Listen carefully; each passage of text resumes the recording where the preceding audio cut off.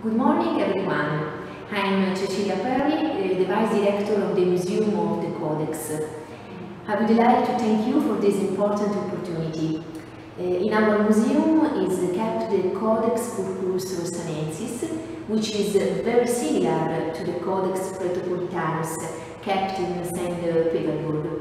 Since 2015, this manuscript in UNESCO World Heritage as one of the most precious Byzantine manuscripts in the world. Our museum has been restored in 2016. It is divided in two collections, one to sacred arts and the other is entirely dedicated to the Codex. Now my colleague Natalie Noscino will show you the Codex and some of the superb illumination. Большое спасибо. Доброе утро, дорогие! Спасибо большое всем за такую возможность. Мы находимся в музее Кодекса Пурпуреус, и меня зовут Наталья Noscino. Я гид в этом музее. Я хотел вам показать кодекса, которые находятся во всем мире. Они всего-навсего 5. Самый крупный находится в нашем музее, Пурпурный кодекс.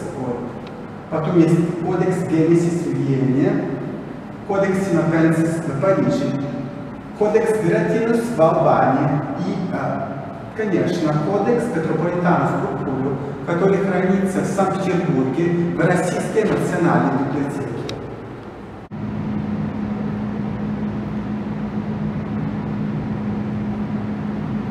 Мы находимся в зале Кодекса. Перед вами уникальная греческая рукопись, датируемая VI века. В 2012 году Кодекс вошел в список Всемирного наследия ЮНЕСКО, потому что наш Кодекс – это самое старинное и крупное собрание Евангелия во всем мире. Называется, конечно, Кодекс Пурпуреус, потому что он был написан на пурпурном пергаменте. И в нем содержится Евангелие от Марка и от Матфея. И в начале этой книги есть 15 миниатюр, изображающих жизнь, поучения и страсти Христова. Я чуть позже вам покажу все иллюстрации, но по-английски, чтобы все поняли. Сейчас я продолжаю по-английски, чтобы не было ошибок. So, this is one of the most important pages of the Codex. It is the symbol of the museum itself. It's called the Wheel of the Four Evangelists, and we can see in this wheel, which is the symbol of eternity, the portraits of Matthew, Luke, John, and Mark. The structure of the Codex is very similar to the Codex Petropolitanus kept at the Russian Library in St. Petersburg. It is written on purple dyed parchment. The first 3 lines of each Gospel, the index, is written in gold, and the remaining is in silver. The manuscript is made up of 188 folios, and at the beginning of the book there is a series of 15 illustrations about the life, the preaching, and the passion of Jesus.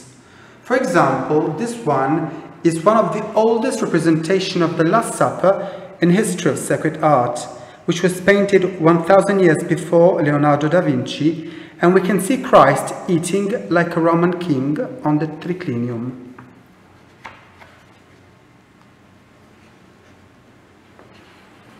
In this representation of Jesus in the Gethsemane garden, we see Jesus praying here on one side, and on the other side is waking up the apostles. This simple blue stripe in lapis lazuli is one of the oldest representations of nighttime in history of sacred art, so long before Giotto, Piero della Francesca, and of course Van Gogh.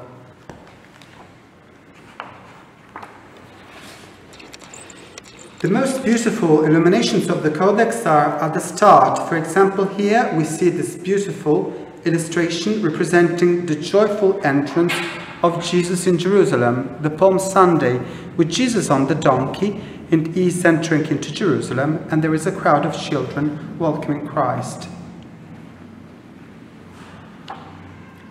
The Codex starts with this first illustration, which represents the resurrection of Lazarus. We see Lazarus here in the middle. Martha and Mary are crying. Here we can see the miracle of Lazarus coming out of the grave.